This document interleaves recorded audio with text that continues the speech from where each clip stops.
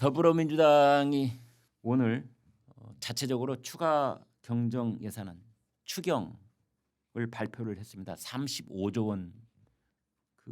이재명이 그랬거든요. 25만 원씩 국민 1인당 25만 원씩 논아주겠다는 그 지원금. 나 안 할게. 그거 내 걷어 드릴게. 대신 추경합시다. 국민의힘이 추경하자는 거에 동의를 한다면 내가 국민 1인당 25만 원씩 주겠다고 한 거 있잖아. 그거 내가 걷어 드릴게. 라고 말한 것이 바로 엊그제입니다. 그게 입에 침도 아직 안 말랐어요. 그런데 오늘 민주당이 꺼내놓은 추경 예산 자체적으로 내는 걸 보니까 전국민 25만 원 지원금 13조 원을 지역 화폐로 풀겠다는 겁니다. 헐. 이거를 눈 가리고 아웅 한다는 겁니다. 눈 이렇게 해봐. 그리고 까꿍 하는 거 이거.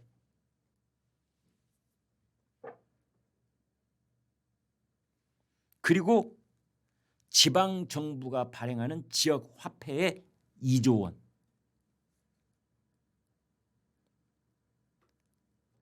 아니 민주당 당비로 민주당 당비 걷어가지고 민주당 그 당이 가지고 있는 돈으로 그렇게 하라고 그래요. 근데 그러면 아무 말 안 할게 내가. 100번이고 1000번이고 뭐 지역 화폐가 됐든 뭐 전국민 보조금이 됐든 다 하라고.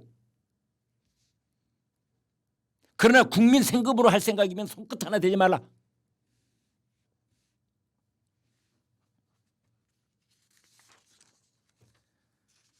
물론 추경 편성 권한은 야당한테 있는 게 아니라 정부한테 있습니다. 그러니까 더불어민주당이 이렇게 하는 것은 다 제안일 뿐이다. 벌써 대선 놀이를 시작한 거다. 아무튼 이것을 보고 이런 추경 예산안 그 구체안을 보고 다들 뭐라고 하고 있느냐. 우클릭으로 변신을 하겠다는 이재명이 원점 회귀하고 있다.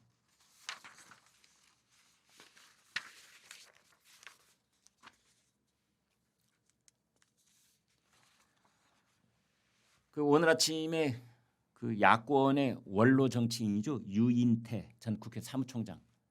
이분이 아주 쓴소리를 하는 것으로 그렇게 정계에 폭넓은 지지와 존경을 받고 있는 분인데 이재명에 대해서 이렇게 말했습니다. 그동안 지은 죄가 참 많다. 그러니까 김경수 전 경남지사도 이재명한테 사과를 하라고 한 것이다.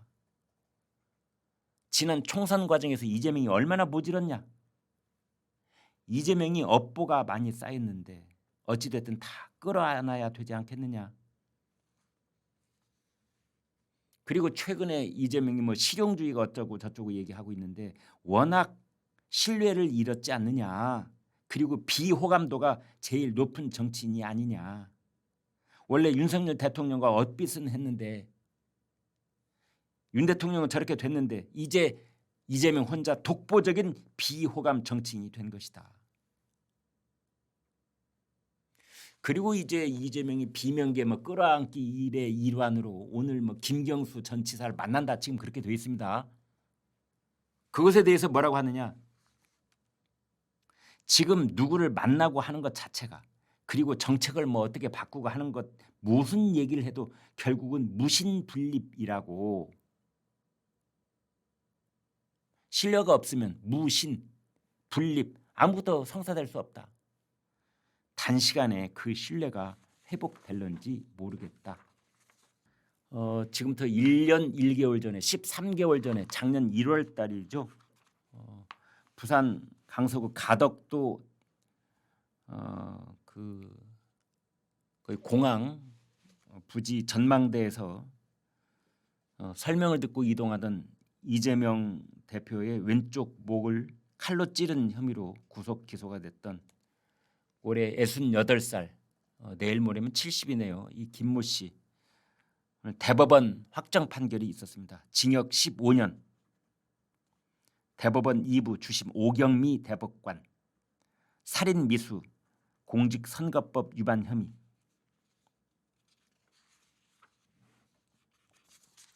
그런데요,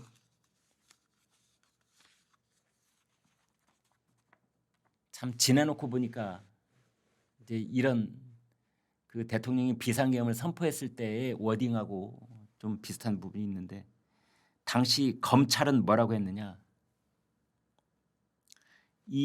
그 이재명을 칼로 찔렀던 그 김모 씨가 그 범행 동기를 이렇게 말한 적이 있습니다.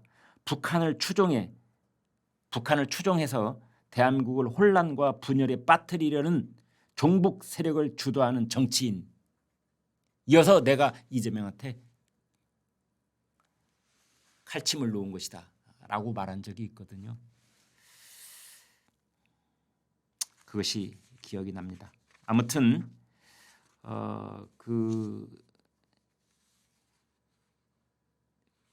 또 하나 생각나는 건 그 당시에 참 음모론이 많았거든요.